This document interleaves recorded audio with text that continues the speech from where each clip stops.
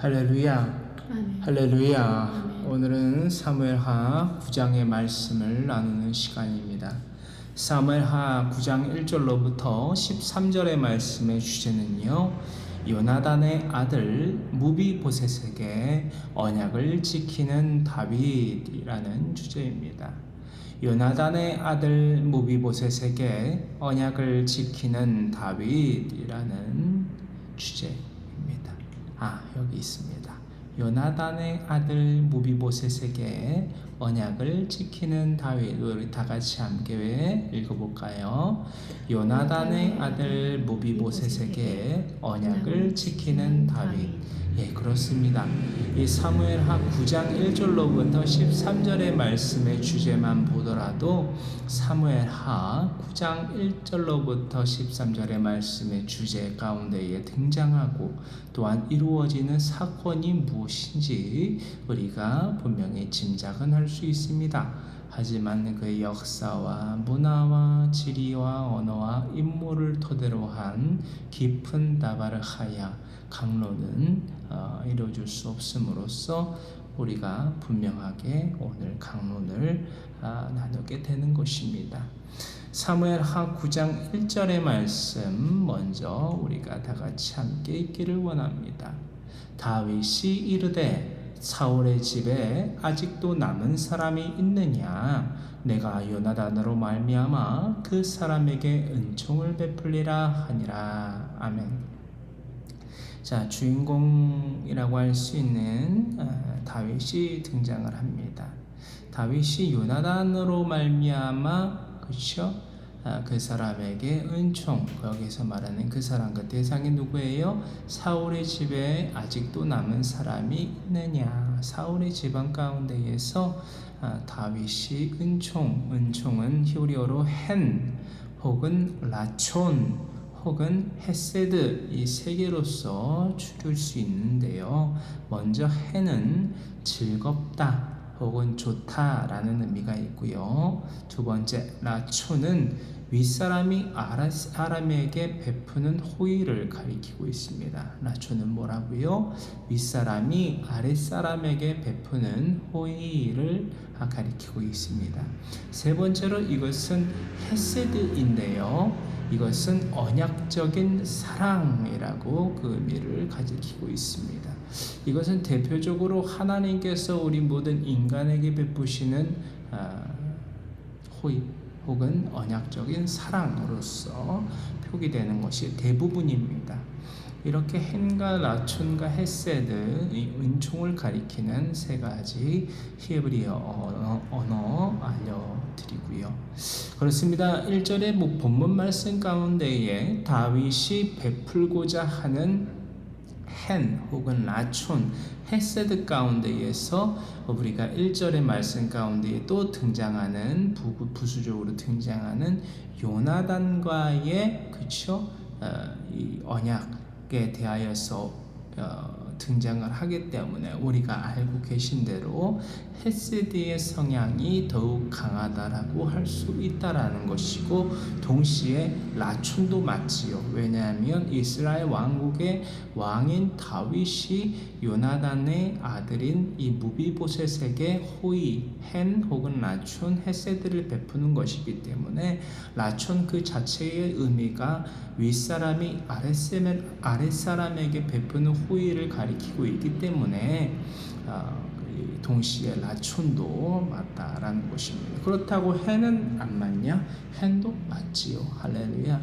이렇게 삼박자가 아울러져 있는 히브리어들이 있다라는 것을 동시에 알고 있고요. 또한 그 이유와 속성, 이 헤세드의 성향이 더욱 강하다라고 할 수 있는데, 이 다윗은 오실이, 즉 우리 구주 예수 그리스도에 대한 본형이시지요. 본형이신 예수 그리스도께서 이 땅 가운데에 창세기에서 3장 15절의 언약의 말씀이지요. 원시 복음이라고 하는데요. 영어로는 오리진 혹은 오리지널 가스펠이라고 합니다. 이 원시 복음을 이 땅 가운데에 실현시킴으로써 하나님께서 우리에 대한 자기의 사랑을 확증하신 사건의 주인공이신 예수님을 예표하고 본영이신 예수님의 그림자의 역할을 했던 구약의 인물 가운데에 대표주자라 할 수 있는 이 다윗이기 때문에, 즉 예수님에 대한 그림자의 역할을 했던 다윗이기에 이 헤세디의 성향이 강하다라고밖에 해설할 수 또한 있다라는 것입니다. 특히나 다윗은 그의 절친 중에 절친이지요. 왜 이렇게 말할 수밖에 없습니까? 믿음 안에서 카도시 성도들 가운데에 연합 샬람을 한 사이였기 때문에 이 친구 중에 친구인 요나단과의 언약을 다윗은 실천했다라는 것입니다. 어느 언약이었지요? 바로 이것입니다.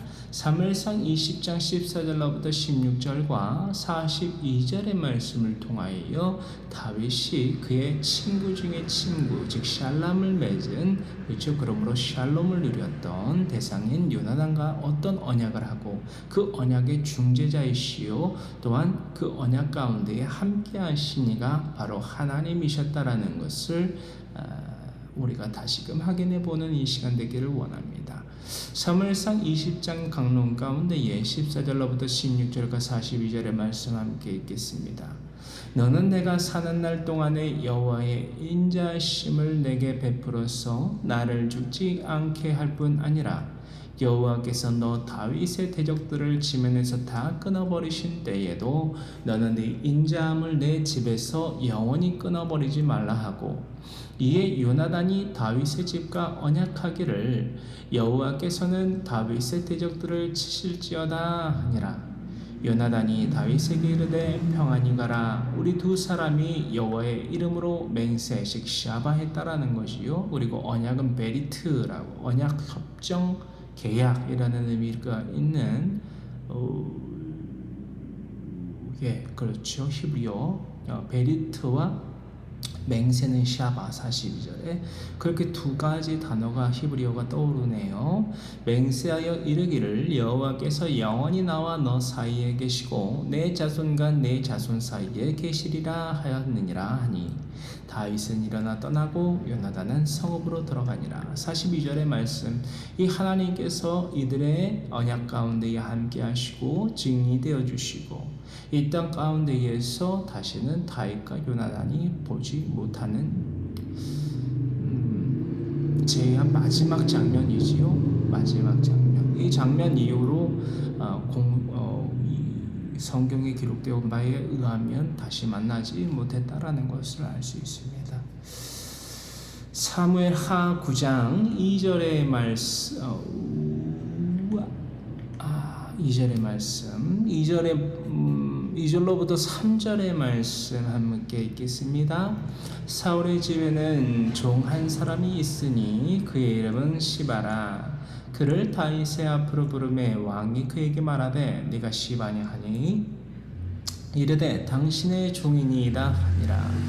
왕이 이르되 사울의 집에 아직도 남은 사람이 없느냐? 내가 그 사람에게 하나님의 은총을 베풀고자 하노라 하니 시바가 왕께 아뢰되 요나단의 아들 하나가 있는데 다리 저는 자니이다 하니라. 요나단의 아들 하나가 있는데 이름은 무비보셋입니다 라고 한 것이 아니라 다리 저는 자니이다 라고 왜 말했을까요? 우선 한 가지만 짚고 넘어가자면 뭐 지금도 혹은 앞으로 다가올 미래에도 이런 제도들, 악한 제도들이 있을 것입니다. 그것을 실행에 옮기지 않더라도 왕권이 바뀌면, 그렇죠? 그 후계자가 될 수 있는 그 후손들을 제거하는 것은 왕국 간에 있는 혹은 이 정치가들의 참 수순이지요. 뿌리를 제거하는 작업이잖아요. 즉 원수의 집안이라고 공개적으로 너도 나도 다 얘기하였던 사울 집안과 이제 이스라엘 왕국의 통치자가 된 다윗 집안의 사회 가운데에서 원수 집안인 사울의 집안에 남은 자가 있다면 다윗이 그 자에 대하여서 어떻게 하겠는가를 일반 상식적으로 이 시바도 생각함 가운데에 이렇게 대답하지 아니하였겠는가. 봉기를 할 수 없는 다리저는 장애인입니다. 그렇죠? 할렐루야.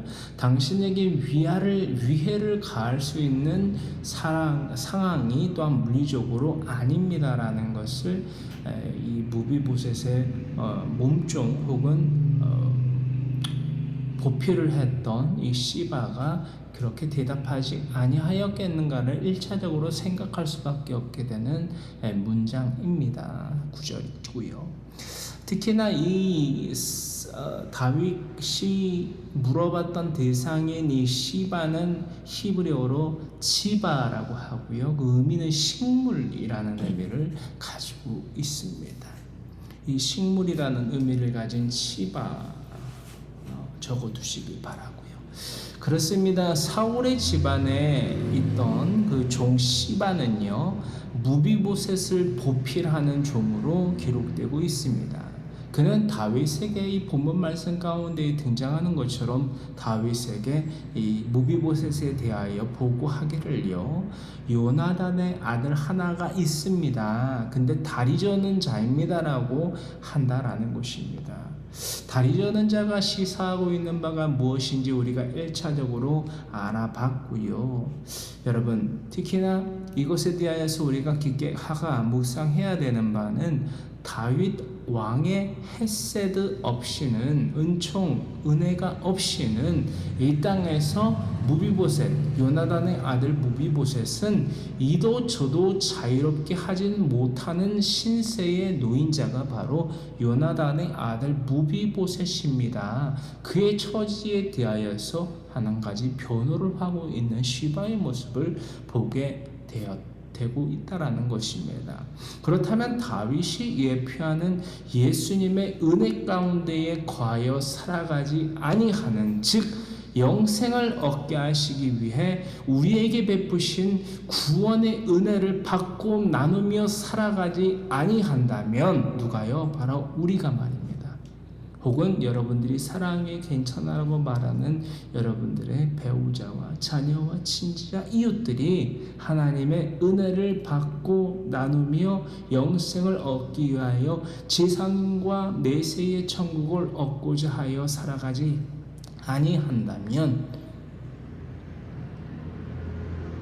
그만한 장애가 도대체 어디 있겠느냐라는 것입니다. 다시금 말씀드립니다. 눈이 불편하고 귀가 안 들리고 말을 못하고 수족을 잘 사용하지 못하는 것이 장애가 아닙니다. 머리부터 발끝까지 온전한 물리적인 육체를 가지고도 이 하나님의 은혜 가운데 거하여 살아가는 그리스도인의 삶을 사람의 본분을 하지 아니하는 것이 진정 우리가 깨닫고 멀리하여야만 할, 고침받아야만 될 분명한 장애다라는 것입니다. 다시 말씀드립니다. 백체 가운데에 어떠한 것이 성하지 않은 것이 여러분 불편한 것이 장애가 아니라 온전한 백체를 가지고도 사람의 본분을 유기하며 살아가는 자가 진정한 장애인이다라는 것입니다.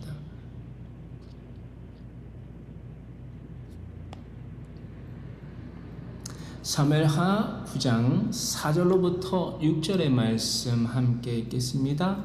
왕이 그에게 말하되 그가 어디 있느냐 하니 시바가 왕께 아뢰되 로드발 암미엘의 아들 막길의 집에 있나이다 하니라. 다윗 왕이 사람을 보내어 로드발 암미엘의 아들 마길의 집에서 그를 데려오니 사울의 손자 요나단의 아들 무비보셋이 다윗에게 나와 그 앞에 엎드려 절하매 다윗이 이르되 무비보셋이여 하니 그가 이르기를 보소서 당신의 종이니이다. 아멘. 4절로부터 6절의 말씀 가운데에서 로드발이라는 이것은 사람의 이름이라기보다는 지역 혹은 성읍의 이름이다라고 우리가 봐야 되는 것이 타당합니다. 왜냐하면 로드발은요, 로와 도베르의 합성어입니다. 우리가 히브리어를 많이 나누고 있기 때문에 로는 부정문이에요.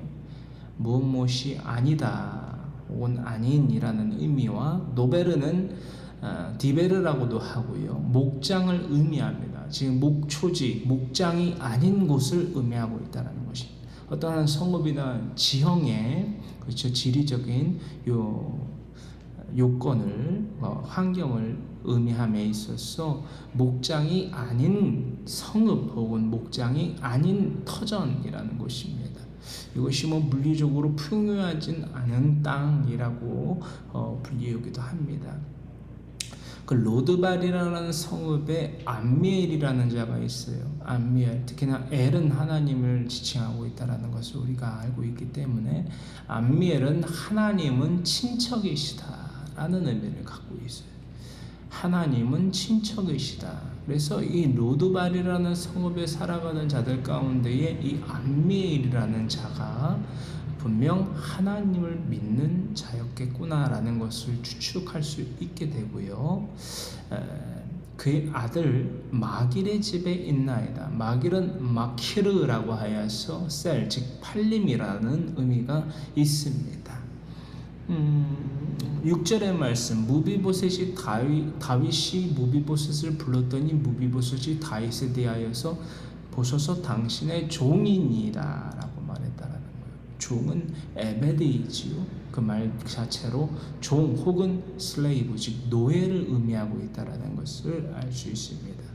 로드발이라는 성읍은요, 지도를 참조하셔서 보시면 마하나임 보이시나요? 동그라미 제가 쳐놓은 곳요. 어딘지 정확치는 않지만 성경 구절 말씀 가운데에 거슬러 올라가서 추측을 해보면 요단강을 건넌 마하나임, 저 마하나임 길르앗 진영 옆에 보이시지요? 마하나임 근방으로 충분히 추측할 수 있는 성경 구절이 여기에 있습니다. 사무엘하 17장 27절로부터 29절의 말씀을 통하여서 이 곳, 즉 로드발이라는 성읍에 살아가던 우리가 본문 4절의 말씀 가운데 등장하는 암미엘과 그의 후손들이 역사적으로 어디에서 거주하였고 또한 어떤 사건 가운데에 연루되어 있고 어떠한 것들을 행하였는지를 보면요, 오늘 우리가 말씀을 나누기 전에 묵상했던 마태복음 25장 40절로부터 46절의 말씀을 관통하여서 하가 깊게 묵상하고 생각하게 된다라는 것입니다. 또 한편으로 경고를 받게 되는 것이지요. 하나님의 교훈을요.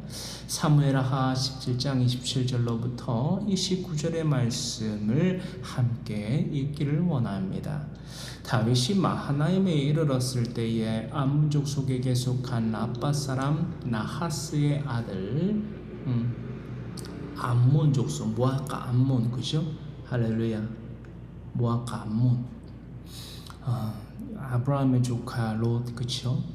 그의 후손들이라는 거지요. 그 암몬족 속에게 속한 라빠 사람 나하스의 아들 소비와 함께 있습니다. 로데발 사람 암미엘의 아들 마길과 로글림 길르앗 사람 마르실레가 침상과 대야와 질그릇과 밀과 보리와 밀가루와 볶은 곡식과 콩과 팥과 볶은 녹두와 아주 그냥 스페셜하게 한상 차림을 했어요. 우리가 저희 아버지 어머니 고향과 또한 우리 그렇죠? 장인어르신과 장모님의 고향이 전라도인데 전라도 그쵸? 한상 차림 정식처럼 아주 정식을 차려가지고 뭘 했냐 29절 아직 안 남았어요. 더 반찬이 더 나옵니다. 꿀과 버터와 양과 치즈를 가져다가 다윗과 그와 함께 한 백성에게 먹게 하였으니 이는 그들 생각에 백성이 들에서 시정하고 고나고 목마르겠다 함이더라. 할렐루야. 이게 어떤 공경 가운데에서 다윗과 그 사람들이 처하여 있을 때에 이 사람들이 이렇게 등장을 해서 이들에게 샬람을 했느냐? 압살롬의 반역으로 인하여서 다윗이 도망을 다니던 때에 이 지도에 보이는 마하나임 지경 가운데에서 살아가던 이들이, 그렇죠? 이 로드발에 사는 암미엘의 아들 마겔의 집에 있나이다. 본문 말씀 4절의 말씀 가운데 등장하는 이 성읍에 살던 이 후손들이 바로 이 다윗의 때에 이렇게 등장을 해서 이들을 도왔고, 그리고 그 전 세대에는 오늘 본문 말씀 가운데에서 무비보셋에 대하여서 이들이 동일한 할렐루야 샬람을 하였다라는 것입니다. 할렐루야. 믿음의 삶을 살아가고 정진할 수 있도록 이들이 도왔다라는 것입니다. 이것은 단지 그치 전라도 한상 차림을 차려주는, 정식을 차려주는 것뿐만이 아니라 이들은 믿음을 증명하는 삶을 살아가는 사람들과 샬람을 하였다라는 것을 우리가 분명히 알 수 있게 됐다라는 것입니다. 특히나 6절에 본문 말씀 6절에 등장하는 요나단의 아들 무비보셋의 본명은요, 처음에는 무리바알이었습니다. 무리바알. 이방신 바알의 이름이 들어 있었기 때문에 역대상 8장 34절의 말씀을 보면요, 이렇게 기록이 되어 있지요. 요나단의 아들이며 이 무비보셋의 본명이었던 바로 무리바알에 대하여서 이렇게 기록이 되었습니다. 미가의 아버지이지요. 역대상 8장 34절에 이렇게 기록이 되어 있습니다. 함께 읽겠습니다. 요나단의 아들은 무리바알이라. 무리바알은 미가를 낳았고, 미가의 아버지고 아버지는 요나단이었던 무리바알은 무비보셋이다라는 것을 성경의 간통의 말씀들을 통해서 오늘 다시금 확인하게 됩니다. 사무엘하 9장 7절의 말씀 함께 읽겠습니다. 다윗이 그에게 이르되 무서워하지 말라. 내가 반드시 내 아버지 요나단으로 말미암아 내게 은총을 베풀리라. 내가 내 할아버지 사울의 모든 밭을 다 내게 도로 주겠고 또 너는 항상 내 상에서 떡을 먹을지니라 하니. 그러니까는 이 무비보셋은 다윗 자신의 삼촌이죠. 삼촌에 대하여서 어떻게 처신해야 될지를 알았던 거죠. 자신이 하루아침에 자신의 사촌들과 같이 죽임을 당할 수 있다라는 그 가능성을 배제하지 않았기 때문에 일전에 다윗이 도망자의 신세로서 살았던 것처럼 이 무비보셋도 무리바알이라는 본래 이름을 갖고 있던, 계명을 한 무비보셋도 그런 도망자의 신세로 살아왔었겠구나라는 것을 충분히 유추할 수 있는 바입니다. 왜냐하면 다윗도 그러잖아요. 무수하지 말라. 나는 그저 은총을 베풀려고. 왜? 내 아버지 요나단과 하였던 그 맹세 또한 하나님께서 함께 그 맹세 가운데, 샤락 가운데에, 그 언약 가운데에 함께 하셨기 때문에 나는 이 언약을, 이 약속을 지키는 것뿐이야. 그리고 뭐를 물리적으로 이야기를 합니까? 내 할아버지 사울 왕의 모든 밭을 다 내게, 무비보셋 내게 도로 주겠다. 또 너는 항상 내 상에서 떡을 먹을지니라 라고 말합니다. 사울의 모든 밭은요, 기브아에 있던, 기브아 보이시죠? 기브아에 있던 모든 이 사유제를 가리키고 있습니다. 사울 왕이 가졌던 사유제. 사무엘상 10장 26절의 말씀을 참조하시고요. 나아가서 다윗의 헤세드는요, 단순히 사유제를 돌려주는 것에서 그치지 않았고요. 본문 말씀 가운데에서 보시다시피 요나단의 아들 무비보셋의 신분을 상승시켜 주었던 것입니다. 도망자의 신세에서 왕족, 그렇죠? 왕족의 신세로서 신승을 상승시켜 주었다. 회복시켜 주었다라는 것입니다. 할렐루야. 왕족이 되지 아니한다면 무비보셋은 다윗 자신이 생각하기를 무비보셋이 신분이 상승하거나 회복되지 할렐루야, 신분이 상승되고 회복되지 아니한다면 왕인 이스라엘 왕국의 왕인 다윗 자신의 왕의 식탁에 겸상할 수 있는 자격이 주어지지 않는다라는 것을 알고 있다라는 것입니다. 이거 제가 지금 왜 또박또박 여러분들에게 다시금 말씀드리는 줄 아세요? 우리가 잃어버린 영생을 회복하지 아니하는, 즉 하나님과 원수된 관계를 청산하고 회복하지 아니한다면 우리는 결코 하나님의 거룩하신 보좌 우편에 거룩한 하나님의 양떼로서 하나님과 영원토록 영생을 누리지 못한다라는 것입니다. 이게 이 얘기예요, 여러분. 왕의 잔치에, 왕의 식탁에 참여하여서 왕족의 식사를 했구나, 왕족의 옷을 입었구나, 이게 아니라 여러분, 지상의 천국과 내세의 천국을 누릴 수 있는 그리스도인으로서 거룩히 변화되지 아니한다면 우리는 결코 그 거룩한 신분 상승을 얻지 못한다면 이미 받은 심판 그대로 멸절을 겪을 수밖에 없다라는 것입니다. 주님께서 말씀하십니다. 마태복음 25장 46절의 말씀을 통하여서 그들은 영벌의 의인들은 영생에 들어가리라 하시니라. 할렐루야.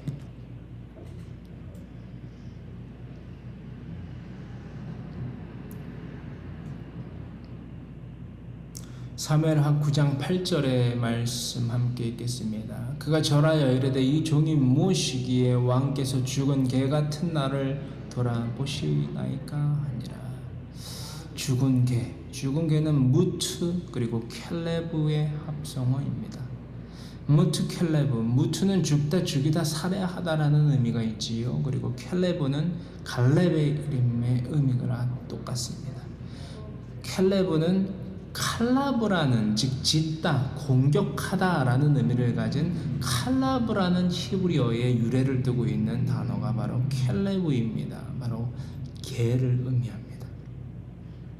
죽은 개 같은 나. 유대인들은요, 히브리인들로부터 보면요, 개를 멸시합니다. 출애굽기 22장 31절과 사무엘상 17장 43절의 말씀을, 또한 시편 22편의 말씀 16절로부터 20절의 말씀을 참조하시면 되겠고요. 더구나 이 죽은 개라는 것은요, 시체를 의미합니다. 부정한 것을 의미해요.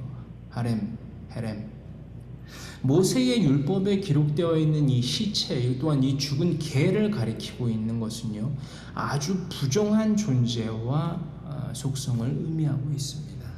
가까이 하지 못하도록 규정으로서, 법규로서 하나님께서 내리신 바가 있습니다. 레위기서 22장 4절의 말씀, 그러니까 우리가 이 말씀 확인해 보기를 원합니다. 레위기서 22장 3절로부터 4절의 말씀을 통하여서요, 본문 말씀 가운데에서 등장하는 무비보셋, 이 다윗 앞에서 자신을 죽은 자라 표한 무비보셋의 그 생각과 말과 행동의 중심은 무엇일까를 분명히 탐구해 볼 수 있는 말씀의 귀퉁입니다.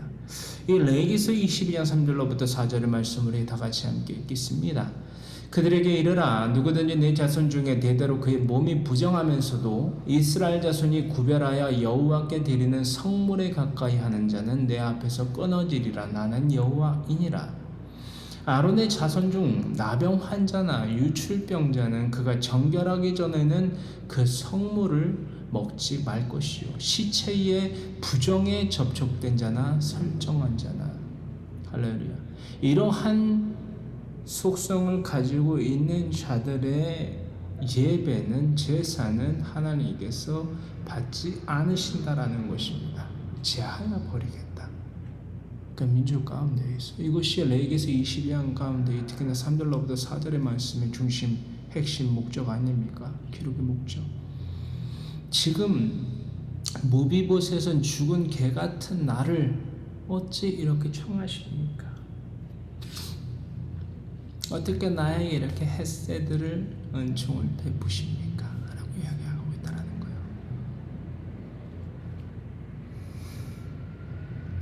이 말씀인즉슨 다윗 왕이 무비보셋에게 더하고자 하는 또한 이루고자 하는 지키려고 하는 요나단, 특히나 하나님께 대한 선 맹세를 지키고자 하는 다윗과 무비보셋 사이 가운데에서 일어나는 이 모든 사건들은요, 인간인 다윗과 무비보셋의 이 사건에만 그치고 있는 것이 아니라 우리와 예수 그리스도, 우리와 하나님과의 관계를 다시금 면밀히 묵상하게 되어야만 되는 기록이다라는 것입니다.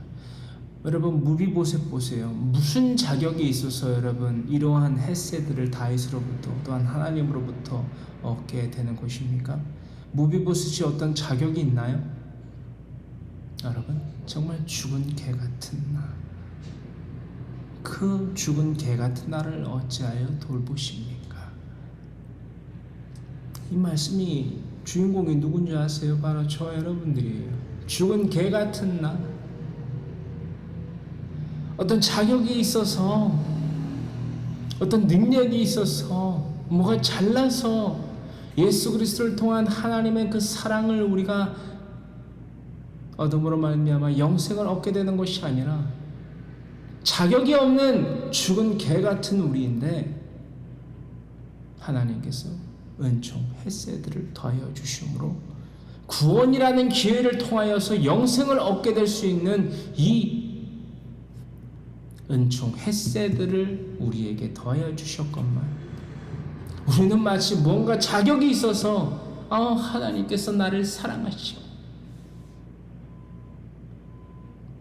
하나님의 은혜 이러고 있단 말이에요. 그거에 대한 증거가 뭔지 아세요? 그것이 엄청난 착각과 망상이며 그 자체가 우상숭배의 삶, 헛되고 무익한 우상숭배의 삶이다라는 것을 증명하는 한 가지가 뭔지 아세요? 철두철미하게 하나님의 말씀 성경 66권 내 자녀와 친지와 이웃에게 가르쳐 지키며 행하는 삶을 살지 아니한다라는 거예요. 여러분, 수학 공식을 모르는데 어떻게 수학 문제를 풀겠다는 것입니까? 여러분, 하나님이 누구이신지 모르는데 주여 할렐루야 아멘 믿습니다. 눈물 뚝뚝 흘리고 콧물 찔찔 짠다고 여러분 그게 믿음이 되는 줄 아세요? 손을 높이 들고 박수를 치면서 목이 터져라 노래를 부른다고 여러분 하나님을 알게 되는 게 아니에요. 여러분, 그거는 자신의 자위 행위이지요. 정신병이에요. 우리는 양심이 없어요. 우리는 양심이 없는 자들이에요. 죄가 죄인지를 조차 인식하지 못하는 처지에 놓여있는 양심의 화인 맞은 자다라는 것입니다. 심각한 정신병에 시달리고 있어요. 근데 그 정신병이 병인지조차도 모른다라는 거예요. 양심의 화인 맞은지라. 우리는 오늘날 무비보셋의 다윗 왕 앞에서의 무비보셋과 같은 자가 되어야만 됩니다. 창세기서 3장 15절의 말씀, 원시복음을 이루고자 하여 언약을 이루고자 하여 약속을 지키고자 하여 이 땅 가운데에 하나님께서 우리에 대한 자기의 사랑을 확증하시기 위하여 예수 그리스도 구주 예수 그리스도를 이 땅 가운데에 보내시어 순종의 본을 보이시며 지금 믿음이 무엇인지를 보여주셨건만 우리는 단지 사울왕과 같이 할렐루야 주여 믿습니다 부어 주시옵소서 라고 연기를 하면서 매일같이 날마다 드라마를 찍으면서 그것을 믿음이라 하나님께 대한 사랑이요 믿음을 증명하는 삶이라 거짓말을 속고 속이며 살아가고 있더라는 거예요. 여러분, 그건 사기예요, 사기. 제가 여러분들에게 딱 한 가지 질문을 드릴게요. 여러분, 하나님을 믿으십니까? 여러분, 하나님 믿으세요?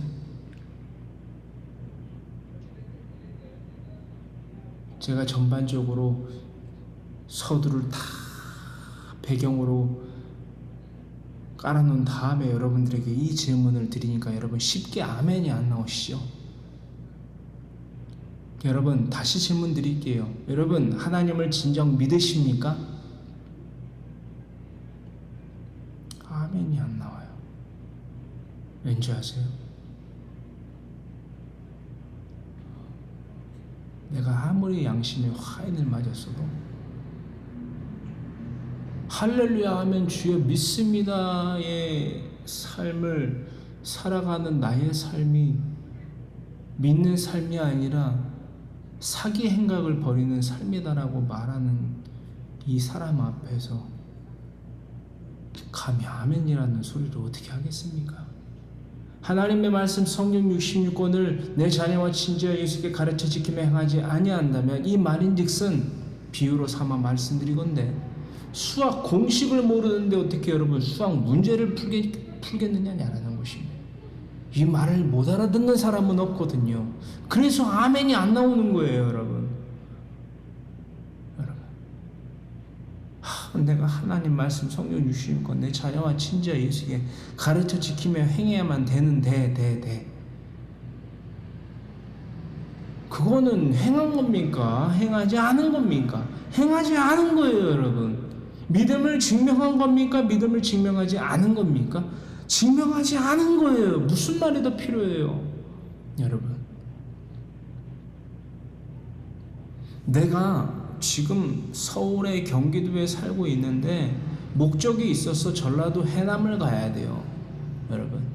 내 해남을 가야 되는데 라고 하면서 버스를 타지도 않고 기차를 타지도 않고 비행기를 타지도 않고 배를 타지도 않으면서 가야 되는데만 하고 있으면 그건 간 거예요, 안 간 거예요, 여러분? 안 간 거잖아요, 여러분.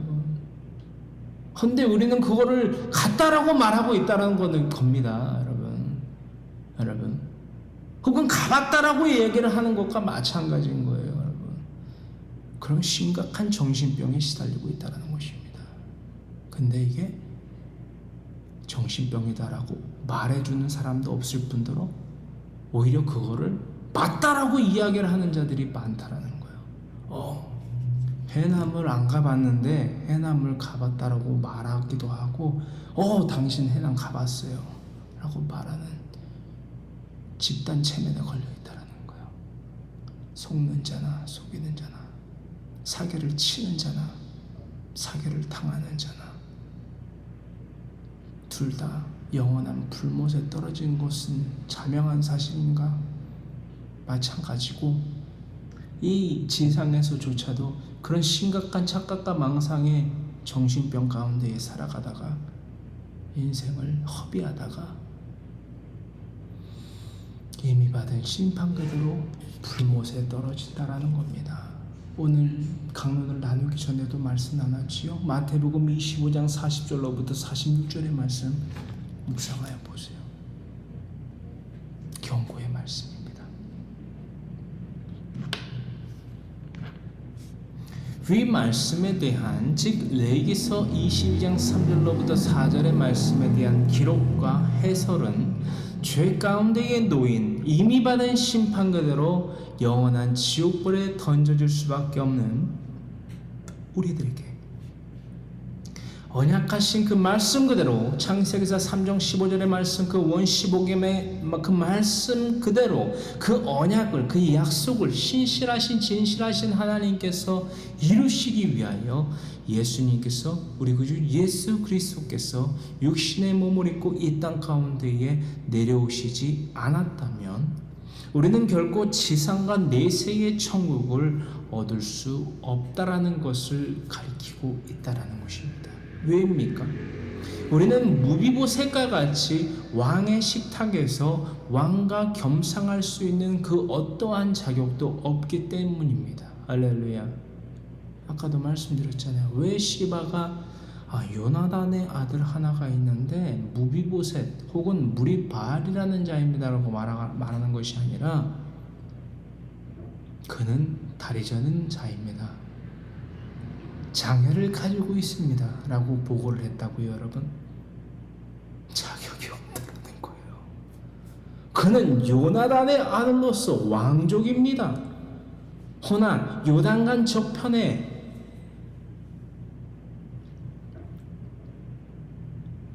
도망자의 신사로 지금 살고 있습니다. 왕이시여 은총을 베푸시사 그를 복직시켜 주시옵소서. 그를 왕족으로 다시금 불러 왕의 상에 왕의 잔치에 참여할 수 있는 신분으로 상승시켜 주시옵소서라고 말한 것이 아니라 그는 다리 저는 자입니다 라고 말했다는 거예요.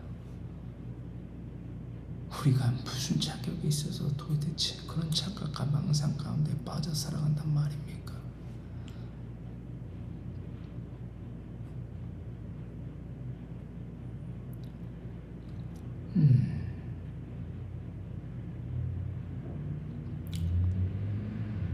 우리는 무비보셋과 같이 왕의 식탁에서 왕과 겸상을 할 수 있는 그 어떠한 자격도 그 어떠한 능력도 잘남도 없는 자입니다. 다만 우리는 우리에게 예수 그리스도를 통하여서 우리에게 보이신 순종이요 또한 믿음의 본, 즉 하나님과 사람들에게 믿음과 사랑을 증명하는 삶이지요.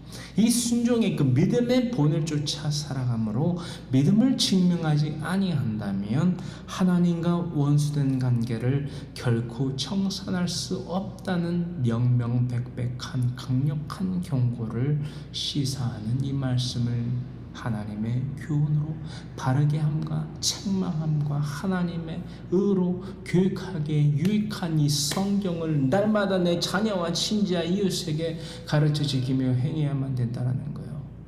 할렐루야. 이 삶을 살아가기 위하여 여러분들의 백체와 여러분들의 호흡과 여러분들의 모든 물질을 사용하지 아니한다면 그것이 뭐다고요? 우상숭배자요 장애인이다 라는 것입니다. 다시 말씀드립니다. 백체 가운데에 성하지 아니한 육체의 어떠한 지체를 갖고 있는 것이 장애가 아니에요. 여러분, 뭐 장애 1급, 2급, 3 이게 장애인이 아니에요. 여러분, 명심하십시오.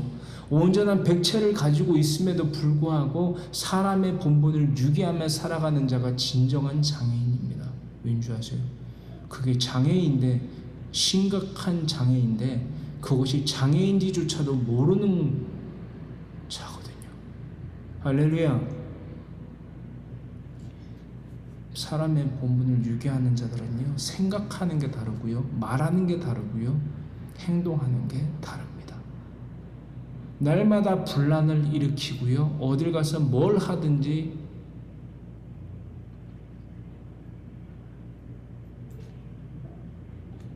사고를 몰고 다닙니다. 정의 절대 없습니다. 왜? 자기가 왕이거든요. 왜? 자기 중심적이거든요. 왜? 이기적이거든요. 남을 결코 생각하지 않습니다. 심지어 자신을 생각하는 것도 아니죠. 왜? 자신 스스로가 자승자박이다라는 말 아십니까? 자승자박. 자기 깨에 자기가 넘어가는 거예요. 자기의 여러분 무질서한 행동으로 인하여서 자기가 피해를 얻는 거예요. 자기의 무분별한 행동으로 인하여서 자기가 득을 보려고 하는 것이 아니라 득을 보려고 그것을 행하였는데 오히려 그것이 득이 아니라 실 가운데에 실이 되는 것입니다. 자승자박. 자기 깨 가운데에 자기가 넘어가는 거예요. 자기 깨에 자기가 묻히는 거예요. 자기 무덤 자기가 판다는 말이 있지 않습니까? 사람의 본분을 유기하면요, 생각한 말과 행동하는 게 다릅니다. 명심하십시오. 여러분들의 부모님이 여러분들의 배우자가, 자녀가, 친지와 이웃이 하나님 안에서 잘 되기를 바래요? 승승장구하기를 바라십니까? 자승자박이 아니라 승승장구하기를 바라세요? 사람의 본분을 다하는 부모가 되시고 배우자가 되시고 또한 그 부모님을 공경하는 카바드하는 자녀가 되십시오. 하나님의 자녀가 되는 유일무이한 비결입니다. 이렇게 정말 목이 터져라 외치고 가리켜도 선택이에요. 진리를 택하는 자는, 진리를 택하고 행한 자는 그에 상응하는 대가를 받고, 진리가 아닌 가짜를, 착각을, 망상을, 사기 행각을 버리는 자는 이미 받은 심판 그대로 영원한 불못에 떨어지는 거예요. 마태복음 25장 40절로부터 46절의 말씀 묵상하세요. 제 말이 아니라 하나님의 말씀이고 하나님의 경고예요. 로마서 3장 20절로부터 24절의 말씀입니다. 로마서 3장 20절로부터 24절의 말씀 함께 읽습니다. 그러므로 율법의 행위로 그의 앞에 의롭다 하심을 얻을 육체가 없나니 뭐 어떤 자격이 우리에게 있는 것이 아니에요. 어떤 능력이 우리에게 있는 것이 아니에요. 어떠한 잘남이 우리에게 있는 것이 아니에요. 율법으로는 죄를 깨달음이니라. 여러분 명심하세요. 진정한 장애는요, 자신이 갖고 있는 사람의 본분을 유기하는 자들은요, 자신이 진정한 장애인인 것을 모릅니다. 율법으로는 죄를 깨달음이니라. 이제는 율법 외에 하나님의 한 의가 나타났으니 율법과 선지자들에게 증거를 받은 것이라. 곧 예수 그리스도를 믿음으로 말미암아 모든 믿는 자에게 미치는 하나님의 은희 차별이 없느니라. 할렐루야. 순종이요 믿음의 본을 보이신 예수 그리스도를 쫓아 살아가는 자기 부인과 자기 십자가를 지고 주님을 따르는 믿음의 순종의 본을 보이신 예수님이 걸어가신 그 순례자의 길을 걸어가며 그 순종의 본을 쫓아 살아가며 믿음의 본을 쫓아 살아가는 것이 바로 차별 없는 하나님의 뜻, 하나님의 의, 하나님의 사랑을 받고 누리고 나누는 방법이다라는 것입니다. 할렐루야. 23절 모든 사람이 죄를 범하였음에 하나님의 영광에 이르지 못하더니 그리스도 예수 안에 있는 속량으로 말미암아 하나님의 은혜로 값없이 의롭다 하심을 얻은 자 되었느니라. 무비보셋과 같이 어떤 자격이 있고 여러분 뭐 어떤 신체적인 뭐 남들보다 월등함이 있고 이런 것이 아니라 언약을 메리트, 언약, 협정, 계약을 체결하고 이루는 다윗의 그 은총, 헤세드로 말미암아 무비보셋은 그 신분을 상승함을 얻게 되었다라는 것입니다. 할렐루야.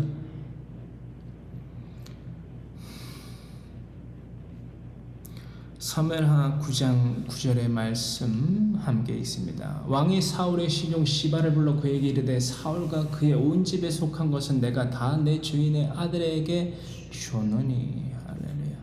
내 주인의 아들 무비보셋을 가리키고 있는데요. 여기에서 아들은 손자를 의미합니다. 무비보셋은 요나단의 아들로서 사울의 손자입니다. 할렐루야. 다 내 주인의 아들에게 주었노니. 히브리인들은요 아들이나 손자를 모두 벤이라고 합니다. 할렐루야. 사무엘하 6장 3절의 말씀 우리가 나눴던 강론이기 때문에 참조하시면 되겠고요. 손자 혹은 아들에 대하여서 히브리인들은 전통적으로 벤이라는 히브리어로서 표하였다라는 것을 사무엘하 6장 3절의 말씀을 묵상하시면 된다라는 말씀드리고요. 사무엘하 9장 10절의 말씀 함께 읽겠습니다. 너와 내 아들들과 내 종들은 그를 위하여 땅을 갈고 거두어 내 주인의 아들에게 양식을 내주어 먹게 하라. 그러나 내 주인의 아들 무비보셋은 항상 내 상에서 떡을 먹으리라 하시니라. 아니라 시바는 아들이 15명이요 종이 20명이라. 아멘. 몸종인데 시바는 몸종인데 아들이 15이고 종이 20명이라. 뭔가 이상하지 않아요? 이상한 게 맞아요. 이상한 게 확인됩니다. 이렇게 말씀드려야 이상해요. 무비보셋을 보필하는 종인데 시바라는 종인데 아들이 15이고 그것까지는 뭐 그럴 수 있다라고 생각할 수 있지만 종인 시바가 종이 20명이다라는 거예요. 뭔가 이상하지 않냐라는 거예요. 물론 그 집안의 종 가운데 집사들 가운데에서도 계급 사회에 계급이 있기 때문에 그 종들을 주관하는 시바기 때문에 20명이 있을 수 있지라고 생각할 수도 있고 실제로 뭐 그럴 수도 있겠지만 본문 말씀에서 그런 귀추를 발견하게 되고 또 간통의 말씀들을 통하여서 봤고 어떠한 큰 사건을 통하여서 우리가 봤을 때에 시바는 발음을 잘해야 돼요. 시바는 온전한 현명한 지혜로운 슬기로운 종은 아니었다라는 것을 간교한 종이었다라는 것을 알게 됩니다. 사울의 종 시바가 그동안 사울의 유산 중 상당 부분을 이 사울의 자손 또한 요나단의 아들 무비보셋에게 주지 않고 그것을 중간에서 가로채서 사기 행각이죠. 이 시바라는 이의 사악한 행위들에 대하여서 이 아래들에 기록되어 있는 말씀들을 주의 여호와 말씀들을 통하여서 발견하게 되었다라는 것입니다. 사무엘하 16장의 말씀을 미리 나누어 보는데요. 1절로부터 4절의 말씀 나중에 이때가 올지 안 올지 전 잘 모르겠지만 왜냐하면 주님이 언제 다시 오실지 모르기 때문에 사무엘하 16장의 강론 가운데 나눠보게 될 강론 가운데 1절로부터 4절의 말씀의 기록만 살펴보기를 원하는데요. 무비보셋 즉 요나단의 아들 무비보셋을 중상 모략합니다. 누가요? 시바가. 그리고 무비보셋의 소유를 즉 사울 왕의 이 소유주를 다윗이 이 무비보셋에게 주지 않습니까? 그렇게 받은 이 소유죄를 시바가 가로챕니다. 사무엘하 16장 1절로부터 4절의 말씀 우리 우선 살펴보고요. 그럼 1절로부터 4절의 말씀 함께 읽습니다. 다윗이 마르톡을 조금 지나니 무비보셋의 종 시바가 안장 지은 두 나귀의 떡 200개와 건포도 100송이와 여름가을 100개와 포도주 한 가죽 부대를 싣고 다윗을 맞는지라. 왕이 시바에게 이르되 네가 무슨 뜻으로 이것을 가져왔느냐 하니 시바가 뭔가 이상하잖아요, 그렇죠? 이때 무비보셋은 등장하지 않고 시바만 이런 물질들을 가지고 다윗 왕을 맞습니다. 왕이 시바에게 이르되 네가 무슨 뜻으로 이것을 가져왔느냐. 뭔가 이상한 거예요. 다윗도 시바가 이릅니다. 나귀는 왕의 가족들이 타게 하고 떡과 과일은 청년들이 먹게 하고 포도주는 들에서 피곤한 자들에게 마시게 하려 함이니이다. 이게 뭔 줄 아세요, 여러분? 무비보셋이 여러분 오늘 우리 본문 말씀 가운데에서도 나눠봤잖아요. 아까 우리 4절의 말씀 가운데에서 로드발 암미엘의 아들 마길의 집에서 지냈던 무비보셋의 그 무비보셋이 하였던 샬람의 행위를 지금 비스무리하게 한 거예요, 다윗 왕에게. 근데 이 4절의 말씀 가운데에 로드발 성읍에 살던 암미엘의 집안 가운데 후손인 마길의 집에서 무비보셋이 샬람하였던 이 행위와 목적과 이 사무엘하 16장 1절로부터 기록되어 있는 무비보셋의 종으로서 살아가던 시바가 그 강교함 가운데에서 다윗 왕에게 행하게 되는 이 행위는 목적성이 다르다라는 거예요. 할렐루야. 샬람이 아니라 헛되고 공허한 무익한 것을 얻기 위하여서 이렇게 다윗 왕에게 밑밥을 깐 거예요. 이 지금 누구한테 하는 말씀인 줄 아세요? 저 여러분들에게 하시는 하나님의 경고입니다. 사랑해, 괜찮아 라고 하면서 된장찌개, 고추장찌개, 삼겹살, 돼지고기, 소고기를 구워서 닭고기를 구워서 여러분들의 배우자와 자녀와 친지들에게 먹인다고 그게 믿음이 아니다라는 거예요. 여러분 다 같이 죽자라는 거예요. 여러분 명심하십시오. 명심하라는 거예요. 뭘 얻기 위하여서 여러분은 그런 착각과 망상의 행위를 여러분 하고 있느냐라는 거예요. 뭘 얻기 위하여서 하나님이 주신 이 천지와 만물의 지음을 여러분 그렇게 허송세월로 낭비하고 심지어 그것을 죄로서 키우느냐라는 거예요. 그게 믿음이에요? 그게 사랑이에요?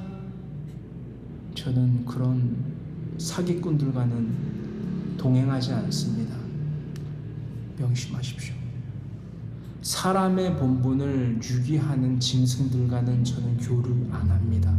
명심하십시오. 그게 누가 됐든 저는 안 합니다. 저는 사기꾼이 아니거든요.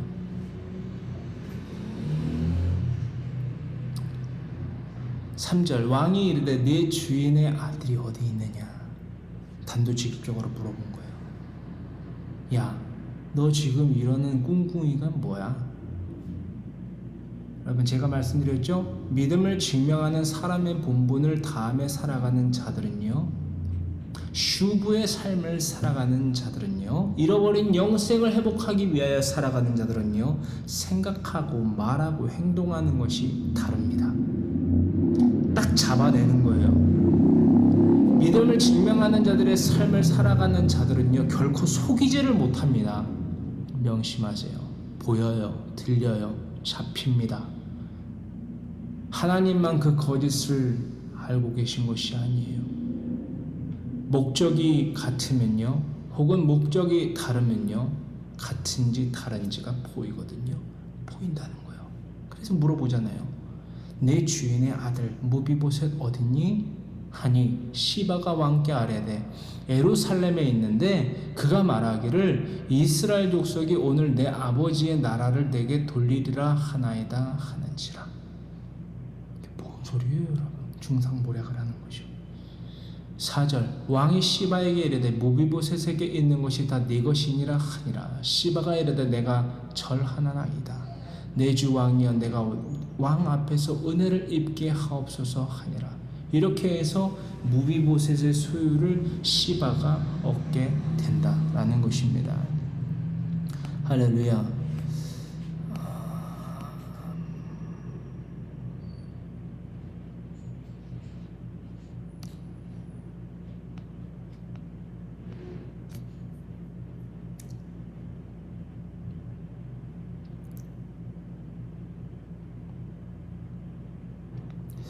그리고 이 모함으로 인하여서 이 피해를 봤던 무비보셋은요, 다윗에게 자신의 입장을 변호합니다. 그것에 대해서는 사무엘하 19장 26절과 26절로부터 29절의 말씀에 기록되어 있으니까 참조하시기를 바라면서, 사무엘하 9장 11절로부터 12절의 말씀 함께 읽겠습니다. 시바가 왕께 아뢰되 내 주 왕께서 모든 일을 종에게 명령하신 대로 종이 준행하겠나이다 하니라. 무비보셋은 왕자 중 하나처럼 왕의 상에서 먹으니라. 무비보셋에게 어린 아들 하나가 있으니 이름은 미가더라. 시바의 집에 사는 자마다 무비보셋의 종이 되니라. 아멘. 무비보셋에게, 요나단의 아들 무비보셋에게 아들이 있어요. 그래서 이 말씀을 통하여서 유추해 보건대 아무리 적어도 이때 당시에 무비보셋의 나이가 오늘날에 봤을 때 한 20살 정도 이상은 됐을 것이다 라고 추측이 되는데, 그렇죠? 그래서 이름은 미가라고 해요. 미가는 젊은이라는 의미를 갖고 있습니다.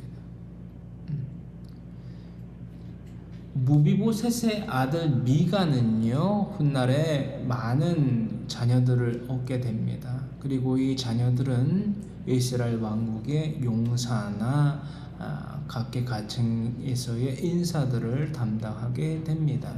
역대상 8장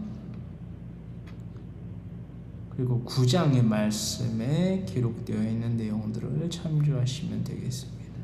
역대상 8장과 9장의 말씀을 통하여서 무비보셋의 후손들이 훗날 이스라엘 각계각층에서 군사와 지도자의 역할을 하게 되었다라는 사실들을 발차여 여러분들 참고하시면 되겠습니다.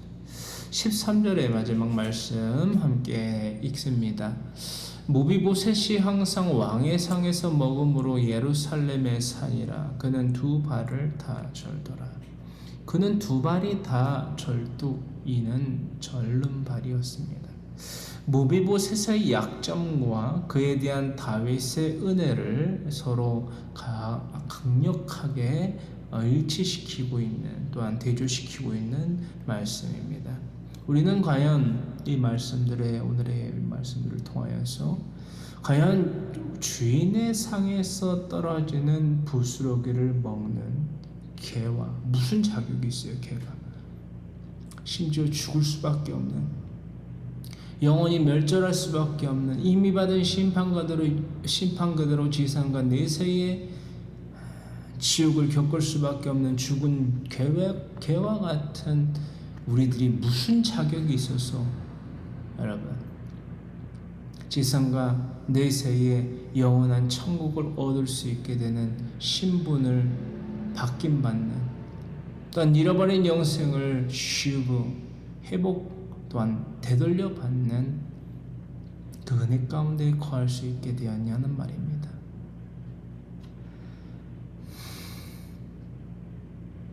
주인의 상에서 떨어지는 부스러기를 먹기 위한 그런 처절함, 그런 절실함이 우리에게 있습니까, 여러분? 아니면 그 개만도 못한 채로 살아가는 우리가 마치 무슨 자격이 있고 무슨 월등함이 있는 듯 행동하고 있지는 않습니까? 이래서 저래서 어째서 저째서 아직은 지금은 이래서, 심지어는 내가 잘 아는데, 내가 내 배우자의 상태와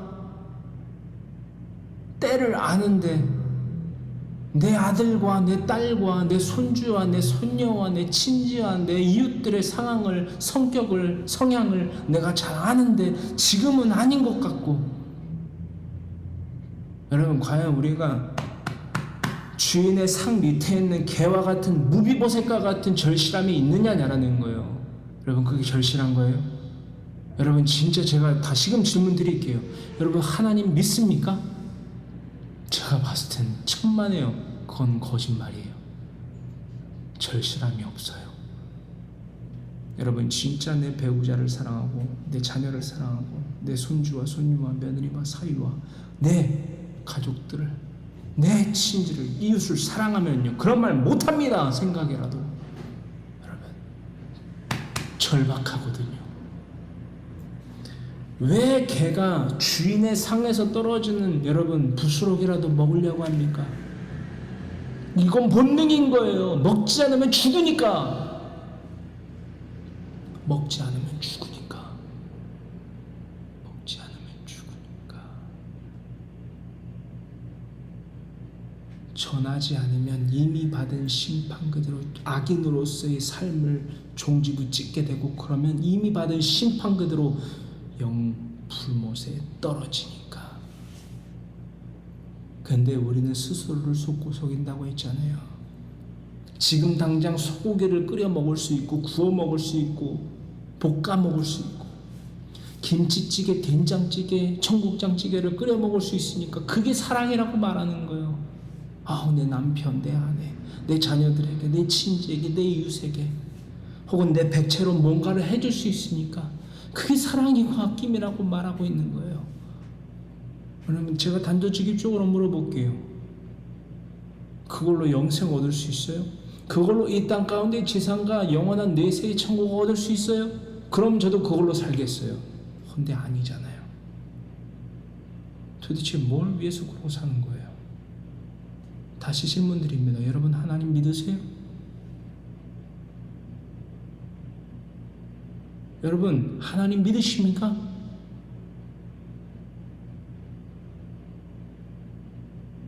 영생은요, 믿음으로 얻는 것이 삼겹살로, 된장찌개로, 고추장찌개로 얻는 게 아니에요.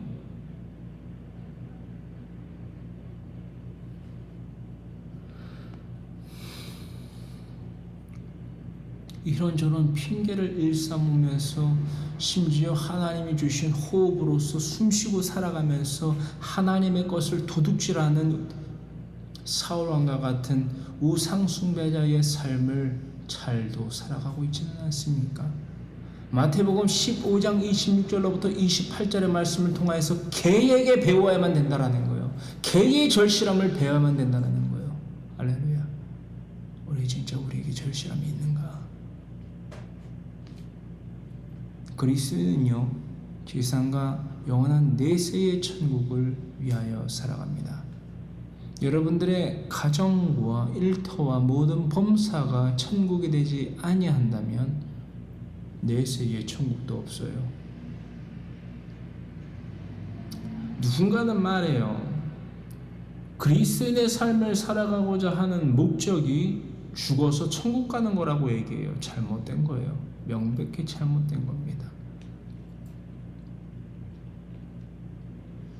그리스도인이 되어야만 하는 삶의 목적은요, 내세의 천국만을 두고 있지 않습니다.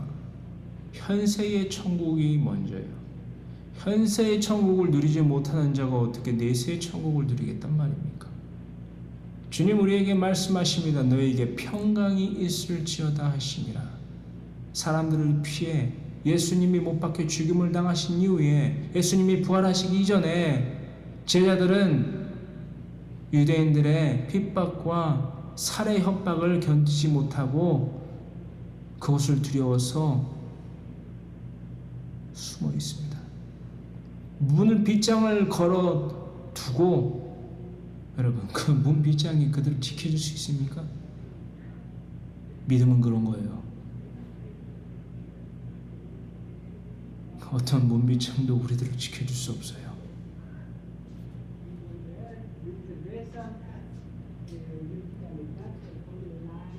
그렇게 숨어있는 제자들에게 예수님이 찾아와 말씀하시고 명령하십니다.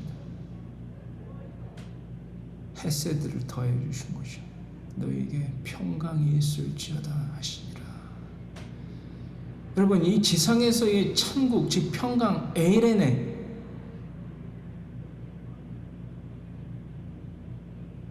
이 땅 가운데에서 평안을 누리는, 이 지상의 천국을 누리는 방법이 무엇인 줄 아십니까? 바로 율로네오의 삶입니다. 무엇을 먹든지 무엇을 마시든지 하나님의 영광을 위하여 살아가는 율로네오의 삶입니다. 바라크의 삶입니다. 여러분, 오늘도 숨쉬고 계시지요? 오늘도 아침, 점심, 저녁 잘 드시고 계십니까? 왜 숨쉬며 왜 삼시세끼 밥을 드시는지 여러분 삶의 목적이 무엇인지 분명히 정립하세요. 속고 속이고 살아가는 착각과 망상의 가정이 되기 위하여서 숨쉬고 살아가지 마십시오. 삼시세끼 먹지 마세요. 여러분, 그것은 짐승들이 사는 삶입니다. 사람은 사람의 본능에 충실해 살아가야만 돼요. 여러분 정말 절실하세요? 여러분들의 가정과 진지와 이웃들이 정말 하나님 안에서, 믿음 안에서 성장하는 가정이 되기를 원하십니까? 아멘? 그럼 그럴 만한 삶을 사셔야죠. 우리는 과연 지상과 내세의 천국을 누릴 수 있는, 즉 영생을 얻을 수 있는 기회인 구원을 얻은 자입니까? 할렐루야. 구원이 뭐다고요? 영생을 얻을 수 있는 기회가 바로 구원이에요. 할렐루야. 아니면 그 영생을 얻을 수 있는 기회인 구원을 얻은 척하며 살아가다 멸절을 겪은 사울왕과 무비보셋을 제외한 그 자손들과 같은 우상숭배, 헛되고 공허한 무익한 우상숭배의 삶을 살아가고 있지는 않습니까? 우리는 반드시 증명해야만 됩니다. 나는 다윗왕과 같은 믿음의 삶을 살아가는 자기, 사울왕과 그의 대부분의 자손들과처럼 우상숭배의 삶을 살아가다가 멸절하는 자가 아닙니다라는 것을 증명해야만 된다는 거예요. 할렐루야. 아닙니다라고만 할 게 아니라 여러분, 사울왕도 억울했을지 몰라요. 사울왕의 자손들의 대부분 가운데에서도 기브온 주민들에 의하여서 나무에 달려 죽임을 당하였을 때에 나름 억울한 것이 있었을 거예요. 그런데 그것은 결코 그들을 구원하지 못합니다. 지금은 어째서 저째서 누구를 핑계댈 거예요. 누구 때문에. 여러분, 사람은요 자기 자신의 삶을 살아가는 겁니다. 남을 위하여서 살아가는 것이 아니라 내 삶을 살아가는 거예요. 내 삶. 남의 삶을 내가 어떻게 살아줘요, 여러분. 자신의 영혼은 자신이 지키세요. 반드시 증명해야만 된다는 것입니다. 사무엘하 21장 1절로부터 14절의 말씀 가운데에서 7절로부터 9절의 말씀을 통하여서 우리는 부모는 자녀의 거울임을 명심해야만 합니다. 자녀는요 거울인 부모를 보고 자라납니다. 내가 아빠, 내가 엄마, 그 누구라 할지라도 자녀는 부모를 보고 자라납니다. 그래서 부모는 자녀의 거울이다 라는 말을 하는 것입니다. 사무엘하 21장 7절로부터 9절의 말씀 함께 읽습니다. 그러나 다윗과 사울의 아들 요나단 사이에 서로 여호와를 두고 맹세한 것이 있으므로 왕이 사울의 손자 요나단의 아들 무비보셋은 아끼고, 할렐루야, 왕이 이에 아야의 딸 리스바에게서 난 자 곧 사울의 두 아들 알모니와 무비보셋과 사울의 딸 메랍에게서 난 자 곧 무홀라 사람 바르실레의 아들 아드리엘의 5 아들을 붙잡아 그들을 기브온 사람의 손에 넘기니 기브온 사람이 그들을 산 위에서 여호와 앞에 목매어 달매 그들 7 사람이 동시에 죽으니 죽은 때는 곡식 빼는 첫날 곧 보리를 베기 시작하던 때더라. 추수의 때, 심판의 때를 의미하고 있어요. 사울 왕이 왕권을 잡았을 때에 이스라엘 민족에 대한 잘못된 열심으로 인하여서 농작물들, 먹고 마시고 입고 사용하는 그 모든 것들이 기본 주민들과 함께 동거동락하며 사용하는 데에 부족하다라는 심산, 그러니까는 히브리 민족, 이스라엘 민족의 우월성을 사울왕이 잘못 인식한 것이요. 거룩한 나라요, 제사장의 나라가 되어야만 되는데 잘 먹고 잘 사는 물리적인 우상숭배의 토굴로, 터전으로 만들려다 보니 잘못된 생각과 말과 행동을 저지를 수밖에 없었지요.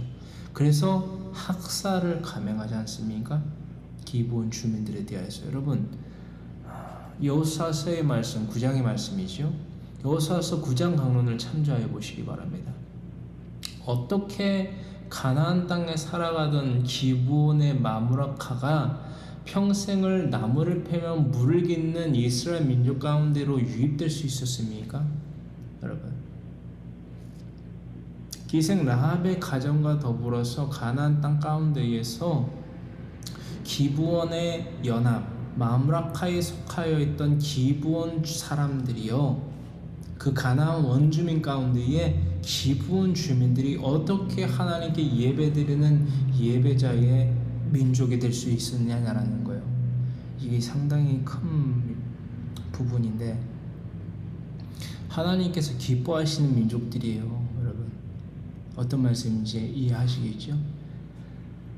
이방 족속 가운데에, 가나안 족속 가운데에서 보면 기생 라합의 가정이 첫 번째고, 두 번째가 기브온의 주민들이에요. 하나님이 기뻐 받으신 이방 족속 가운데에서 하나님에게로 슈브 되돌아온 가정 가운데의 두 번째 가정이요, 기브온 주민들이라고요. 그 주민들을 학살했다고요. 여러분, 다시금 말씀드립니다. 사람의 본분을 유기하는 자들은요, 생각하고 말하고 행동하는 게 다릅니다. 악인일 수밖에 없는 거예요. 이해되십니까? 그 결과 어떻게 됐다고요? 사무엘하 21장의 말씀, 사울 왕은 자살을 했죠. 그렇죠? 자살한 거잖아요. 그리고 그 자녀는 부모를 보고 자라납니다. 부모는 자녀의 거울입니다. 퍼센트 게이지로 봤을 때에 자녀는 부모를 보고 그대로 생각하고 말하고 행동합니다. 할렐루야. 이게 되게 무서운 거예요, 여러분. 아멘 하고 끝낼 게 아니에요. 맞습니다. 진짜 부모는 자녀의 거울이죠. 이게 아니라니까요, 여러분. 되게 무서운 말씀인 거예요, 이게.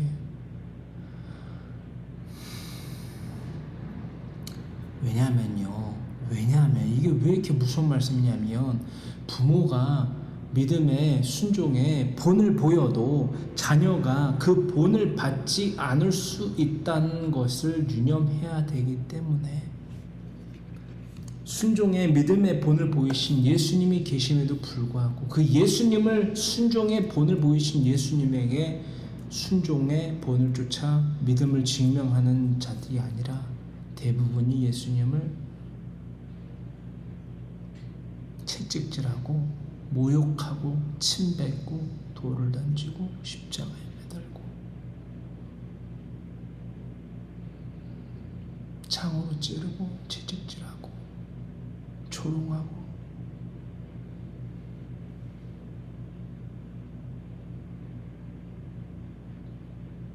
그랬잖아요.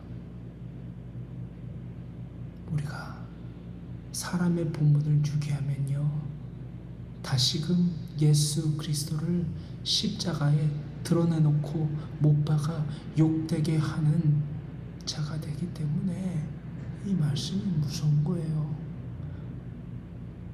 그럼에도 불구하고 사람의 본분을 유기하면서 여러분들 가정에서요, 행여나 여러분들의 배우자와 부모님과 자녀에게, 친지에게, 이웃에게 사랑해, 괜찮아, 그러고 있지 않습니까? 그게 바로 사울이 살아갔던 삶이에요. 여러분, 그 삶이 그치지 않죠? 똑같은 처분을 받게 돼요. 이 말씀과 같이 사울 왕이 행하였던 자살의 악행, 그리고 그 자녀들이 그 부모인 사울을 왕을 보고 자라나 어떤 결과를 맞이하게 됩니까? 사울 왕과 똑같은 전철을 받고 살아가게 됩니다. 여러분들의 자녀도요, 지금은 이래서 그래서 어째서 저째서 내가 잘 아는데 하나님의 말씀 내 자녀에게 가르쳐 지키며 행해야만 되는데 이러고 살아간다고요, 여러분. 그러다 인생을 마감하고, 그러다 이 지상의 지옥을 그렇게 겪다가 영원한 내세의 지옥을 겪게 된다고요. 그게 사랑이에요, 혹시? 여러분들이 생각하고 말하는, 성경에서 그렇게 말하나요? 다시 질문 드릴게요. 여러분, 하나님 믿으십니까? 여러분, 하나님 진짜 믿으세요?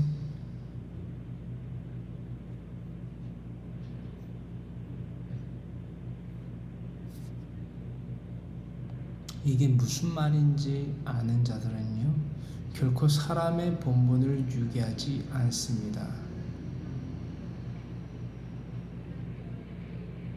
내가 이제로부터 영원까지 하나님을 경외 야래하며 하나님의 명령을 지켜 행하는 모든 사람의 본분을 행하는 그리스도요 성도의 삶을 살아가겠다고 거룩하신 주님의 성호 세 번 부르짖고 간절히 기도드립니다. 주여, 주여, 주여. 살아 역사하신 주님, 너무나도 고맙고 감사합니다.